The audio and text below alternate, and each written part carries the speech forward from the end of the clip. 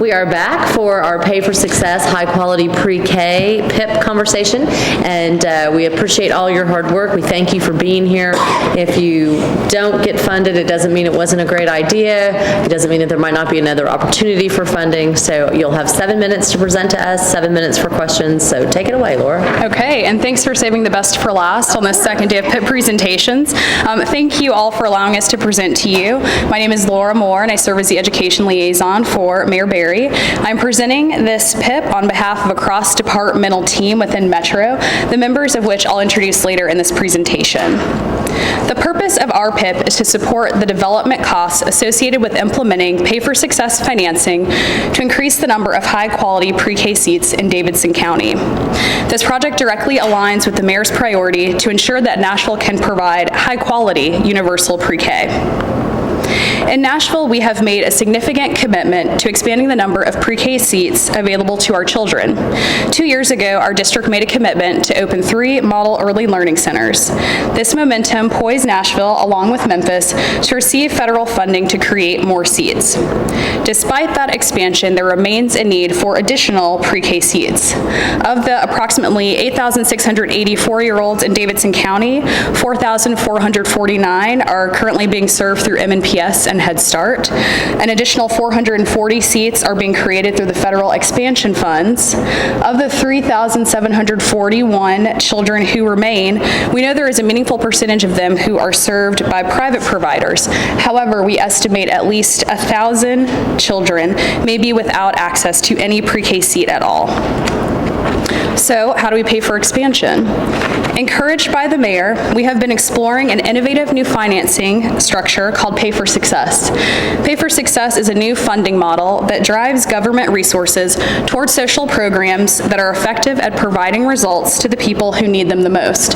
Unlike traditional government funding, it focuses on outcomes, allows governments to pay for the results it wants, and enables us to innovate without imposing a cost to taxpayers unless the interventions are successful. Under these arrangements, governments identify the outcome they want to achieve, and then the government pays if and only if those outcomes are achieved. In the meantime, providers leverage private investor capital and philanthropic funds to expand their services more quickly than might otherwise be possible. Evaluators are involved from the beginning of these relationships to set measurable outcomes and determine when and whether outcomes have been achieved. The government and taxpayers do not bear the cost of these programs unless outcomes are achieved. So what does it take for a government to prepare for Pay for Success? I think this slide shows there are a lot of things governments have to do, but there are a growing number of cities and states that are turning to Pay for Success to tie their investments to outcomes, to raise accountability for results, and create metrics that make sure they're spending the public's money in the most efficient way. However, implementing this model requires rethinking the way we do business to put together a contract that would meet the satisfaction of private impact investors. Technical assistance would help us determine how and under what conditions Pay for Success would be implemented to expand high-quality pre-K seats to those most in need. Technical assistance for Pay for Success ranges from free and can go as high as $750,000. Based on our research, groups that provide this technical assistance would help find additional resources to offset that cost, but they have advised that our jurisdiction should be able to pay for half of the cost. We are aggressively pursuing other sources of funding to offset the overall cost. We believe that our ask of $250,000 over the next 3 years would be a crucial piece of this funding puzzle. I do want to make note that $250,000 would be a relatively small investment to help us leverage significant sources of private and philanthropic support to serve the children of our city. Our $250,000 ask accounts for 2% of what ultimate resourcing will look like. So now to our team. As I mentioned before, our team consists of people from departments throughout Metro that are critical to putting together Pay for Success financing for pre-K. We have Nancy Shapiro from Innovation, Zach Kelly from Finance, Mark Murray from the Legal Department, myself from Education, and we are joined by Debbie Mandelker, who has worked many years in finance and has connected us with the major players in this space. Our team has been working together on a weekly basis since the beginning of 2016 to research how Pay for Success has been implemented in peer cities, talk with national entities that provide technical assistance, and begin to determine how this type of system could fit into Nashville's landscape from a financial, educational, and legal perspective. We will continue to work together whether or not we receive this PIP funding. Our next step, which doesn't require financial assistance, is to engage additional stakeholders to expand our team. We have spent our time doing the groundwork to understand this system and what resources it would take to be successful, and feel we are ready to expand our team to include Metro Nashville Public Schools, in addition to other community partners, such as local philanthropists, an evaluator, service providers, and other community partners. Simultaneously, we will secure technical assistance, a step that has already begun, and we have had several promising conversations with groups such as the Harvard SIB Lab, the Nonprofit Finance Fund, Social Finance, Third Sector, and the Institute for Child Success. The first use of this technical assistance would be to conduct a feasibility study to help us answer the questions we need to put together a strong contract and measure whether results have been achieved. In year 2, we anticipate the feasibility study being completed, and the funding we are requesting for this year would continue to retain technical assistance to actively negotiate a Pay for Success contract, procure service providers, arrange funders to provide upfront financing, and identify sources of future funding after the contract period ends.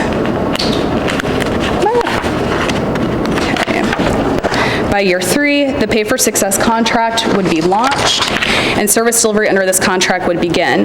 Long-term evaluation and repayment to impact investors based upon predetermined success measures would occur in years 4 through 7. In terms of benefits to society and savings to Metro, there are many. There are immediate benefits to both students and families. More of them will have access to high-quality pre-K to help them set them up for a successful future. There are cost savings to Metro due to fewer children needing special education services or being chronically absent. There are also long-term benefits to Metro in terms of the way we do our work. Implementing Pay for Success to expand high-quality pre-K will move Metro closer to outcomes-based financing and more tightly tie our investments to outcomes, raise accountability, and create metrics that make sure we're spending the public's money in the most efficient way. What we'll learn in setting this one up could lend itself to other applications as Mayor Berry's administration moves forward. We will take questions now. Okay. Any questions? So your funding request is for 2 years, and then it pretty much is on its own after 2 years? It is. At that point, we would be moving into getting the contract actually set up and leveraging those outside private and philanthropic impact funds. Okay.